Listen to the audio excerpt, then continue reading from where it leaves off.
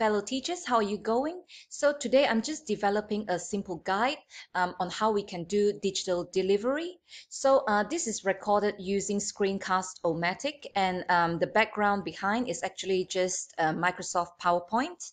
So if I click on my PowerPoint, it goes into another screen, as we can see, and I'm using Screencast-O-Matic. I find that this is the easiest way for me to do it and the quickest actually. So this is my most preferred method.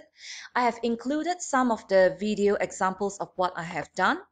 So this is one of the examples that I have done, and this is using Screencast-O-Matic with the screen and also with the video camera, because I prefer it to be a more interactive situation with my students. And this is just now when I first started this is actually using Microsoft PowerPoint, and I arranged them in a very simple manner so that students can actually keep track of what I'm doing. And this is actually a Desmos software, so I will be switching between screens so that to make this more meaningful. Another example I can show you, I'll just turn this off first. Another example that I can show you is another one of my YouTube, and this one I'm actually using a calculator app. So this is I'm doing this very simply. This is just putting one window on top of another window. So this is just to give students a very clear idea of how to use the calculator and the questions of how to solve it. So this is done in a very simple manner. I will also post this for a while. And I've also tried using other flipped learning methods. So one of it is a very simple one that I used my mobile phone to actually, I clamp my mobile phone on top of my desk, and right below is just paper and colorful texture. And this is really easy because if I want to show them how to use the calculator or anything else, I just place them right below my mobile phone. The only disadvantage about this is it takes up a lot of my phone space. So yeah, this doesn't look so cool for my students. So I prefer not to use it. But this is a very simple and applicable, functional way to make this work. Another method that I have used, um, which is using the light board. This took up a lot of my time, so it's not encouraged. I have to actually place a microphone clipped onto my shirt to record my voice, and there is actually a video recorder behind the light board. And after I've recorded everything, I have to flip my video and cut it and everything. This took me a long time, and so this is one of the other ways, but it's not encouraged. Recently, I bought a whiteboard that I plan to install at home, and I could be doing this using the whiteboard. So this could be another method. So,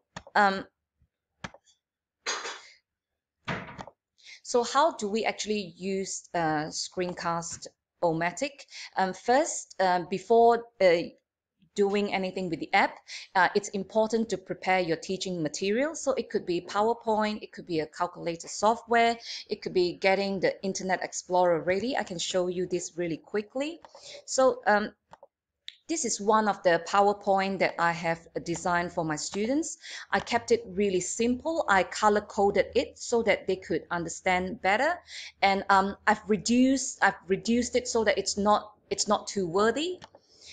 Because I find that if it's too wordy, students find it really hard to follow.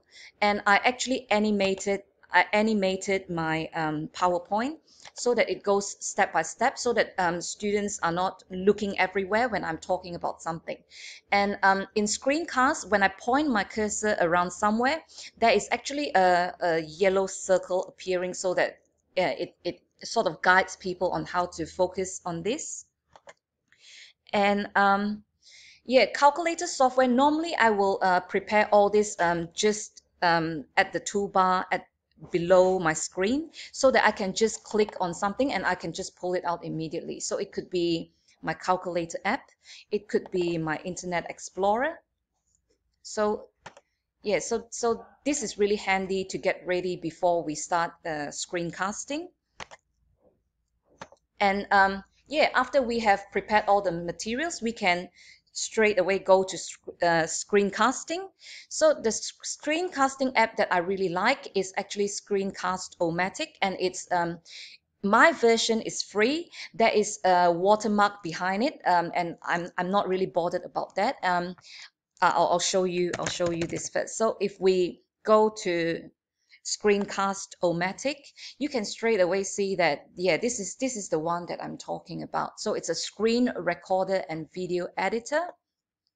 So once you click in, yeah, because I have signed up for it, it sort of like loads my email immediately. But if you have not done it, you have to sign up. It's free, and then you just have to activate it using the email chosen.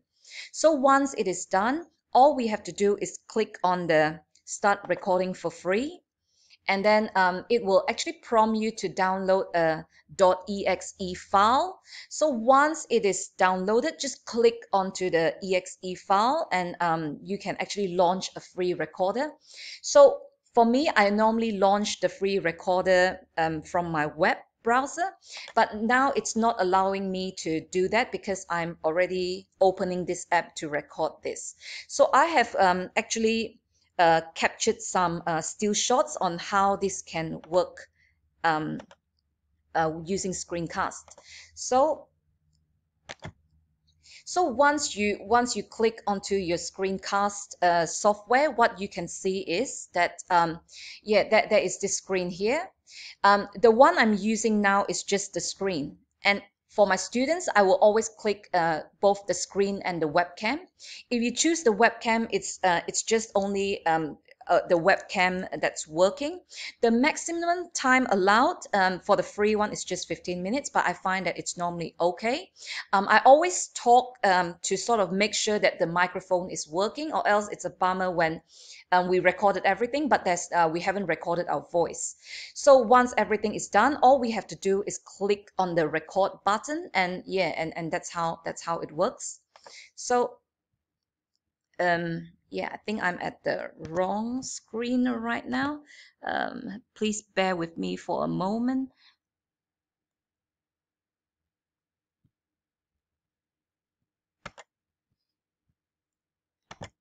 Yeah, so once I finish recording, I can actually, if I change my mind, I can actually press the delete button. It will prompt me to see whether I want to delete and start over, or nope, I don't want to delete this. And then once I'm done, it's done here. And then I can choose whether I want to save it, I want to share it, or I want to edit it. But this one doesn't allow me to edit, and therefore sometimes I make mistakes, but I'm happy to go on with my mistakes, I guess. So if I have chosen to save the video, you can actually choose to save it as a video file, upload it onto Screencast-O-Matic, or upload it onto YouTube. So sometimes, yeah, sometimes I upload straight to YouTube, but for my school, we are required to store it in a sort of like a staff drive, so I will save it as a video file. So once I click on this, let's say I want to save it as a video file, I click on this. So it will actually prompt me to save it as a file name. Where do I want to save it? And then once I have made my choice, I just have to click on the publish button, and then it will slowly sort of like load this and save it. And once we see the screen, it means that, yeah, the video is done, it's ready. So other than screencast, what else do we need? I actually communicate with my students using Google Classroom, and as of today, I'm also starting to teach them how to use Zoom, which is a video conferencing app. And yeah, that's the end of my step-by-step guide. I hope you like it, and yes, stay safe, everyone. Thank you.